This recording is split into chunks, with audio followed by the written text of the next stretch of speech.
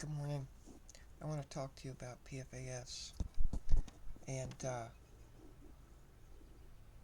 I'm reading from both the Environmental Working Group and Dr. McCullough's information. PFAS is everywhere and it's causing harm to our bodies in a big way. So, the PFAS stands for um, per polyfluoroalkyl substances, which contain a strong carbon fluorine bond that allows them to accumulate over time in the environment and in the bodies of animals and people. They pose health risks. They pose large health risks. PFAS chemicals might also be thought of as everywhere chemicals since they become so common in the products that we use every single day. So I'm going to go to a list of some of the things they're in, the things to avoid. Um, Endocrine disrupting chemicals are linked to cognitive deficits, obesity, diabetes, male and female reproductive dysfunction, birth defects, cardiovascular disease, and other chronic diseases. And we know there's so much disease today, so much more than ever before. It's because of the toxins that we're consuming and that are touching our skin.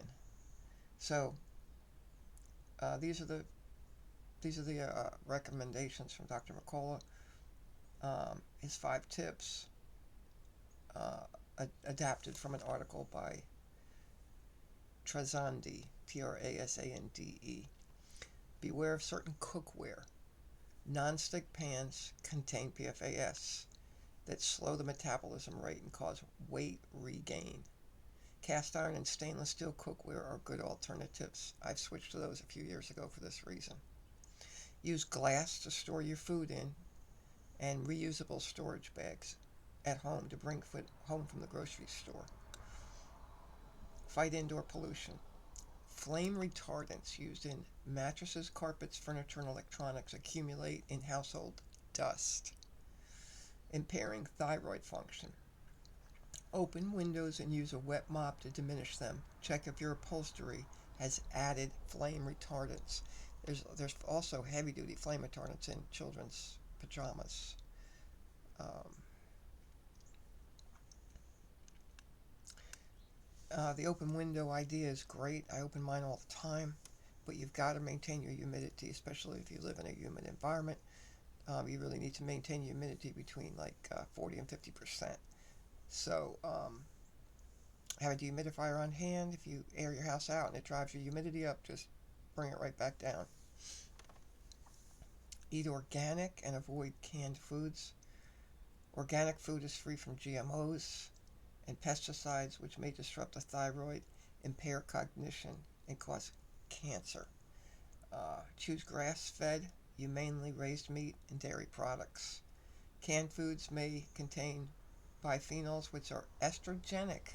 They mimic estrogen and make fat cells larger. They persist in the environment, double the type 2 diabetes risk, which is way on the rise the past 20 years. And I had it. And likely pose toxicity to embryos. Do you wonder why babies have cancer and horrible diseases when they're babies or they're young, 2 years old? Like, how did they get it? Well, they got it from their mom. They got it from it. They've measured the umbilical cord blood, and it's just scary what they're finding in umbilical cord blood. And I read a recommendation several years ago that said if you want to get pregnant, detoxify your body for 2 years before you get pregnant. Don't use pesticides on your lawn and remove shoes when you enter your house. Don't microwave and avoid packaged goods.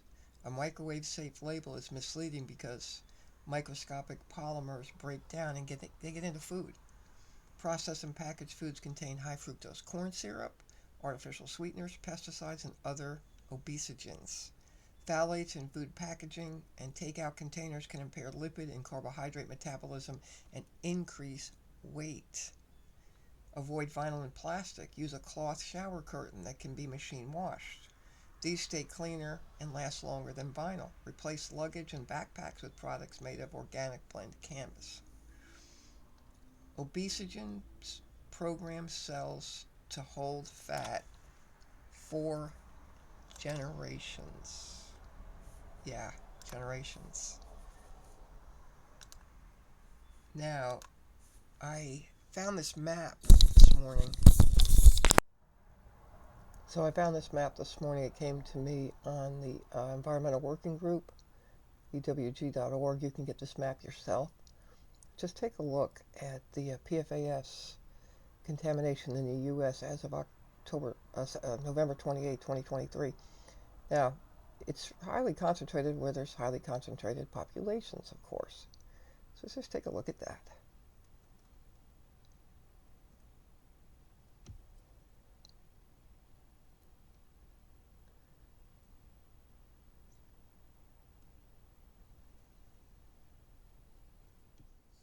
It's something that Dr. McCullough didn't mention, but there's way so much information that can only be in. You can't put so much into an article, but avoid plastic water bottles. Like the plague, avoid plastic water bottles. Get yourself a stainless steel lined container and put your filtered water in it. I did a video last summer, a very short one, and you could check this out yourself. Go to the Environmental Working Group website and type in your zip code, and they'll give you all of your water supply source options. Like mine was the city of Tallahassee, but there's Talquin and several others in my area on there for wherever your water comes from. And it says just how contaminated your water is.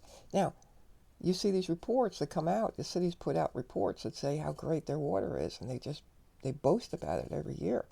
And they boast about it because they compare it to the federal guidelines, which the federal guidelines are they're like trash, okay? The federal guidelines are so low, you cannot go by federal guidelines. Environmental Working Group has some guidelines, and it also shows you what's in the water, and it shows you what kind of filtration you need to take out different toxins that are in the water. So I first started distilling my water a few years back, and then I bought a Berkey filter, and I try not to drink any water that has not been filtered very well. I also try not to drink bottled water or anything in a plastic bottle, although occasionally I do have to. You get in a pinch and you have to. But let that be the occasional thing, not the everyday thing, because that will just add these toxins to your body and just open your cells up for disease. So there's so much more to talk about on this subject, and I'll have more videos coming as I'm able to put the time into it. I hope you're blessed by this today. I hope you learned something by this today. And just feel free to ask me any questions in the comments if you'd like, and I'll get back to you. Thank you.